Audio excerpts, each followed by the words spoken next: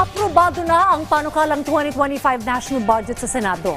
Samantala, ipinaliwanag ng isang senador kung bakit hindi na binalik ang nabawas sa budget ng Office of the Vice President. Yan ang ulat ni Daniel Manalastas.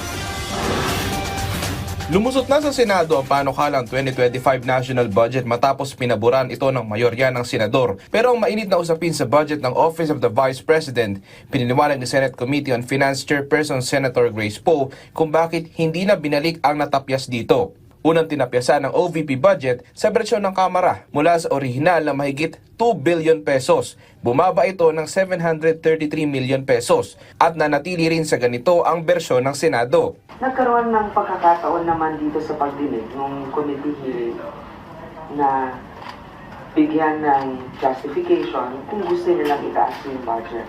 Wala namang formal request from the OVP na taasan ng budget. We are governed by rules, procedures, and traditions. So, yun ang nirespeto ko na decision of the majority, decision. Ayon kay Poe, siniguro nila na may kakayanan pa rin ng OVP na gawin ang kanilang mandato, pati na ang ilang proyekto.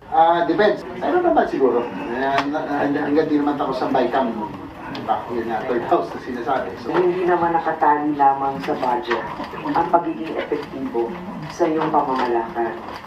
Nasa pagtutulungan rin yan sa ibang ahensya ng gobyerno. Hinggil naman sa budget ng ayuda sa Kapos ang Kita Program o AKAP, ayon sa ilang senador, kailangan nilang malinawan muna pagdating sa Bicameral Conference Committee. Sino bang hindi apektado sa inflation? Lahat tayo, di ba? So we have to be a little bit more particular about how this will be distributed. Who are the recipients of AKAP? What are the criteria for it? So hindi naman natin sinasabing wag na. Idinitalya naman ni Poe kung paano na ibalik ang pondo para sa AFP Modernization Program. AKAP, sumaring yung iba nang galing doon sa modernization. Alam naman natin na yung PhilHealth, they were asking for about 70 plus billion. Nasa 60 plus billion sila ngayon.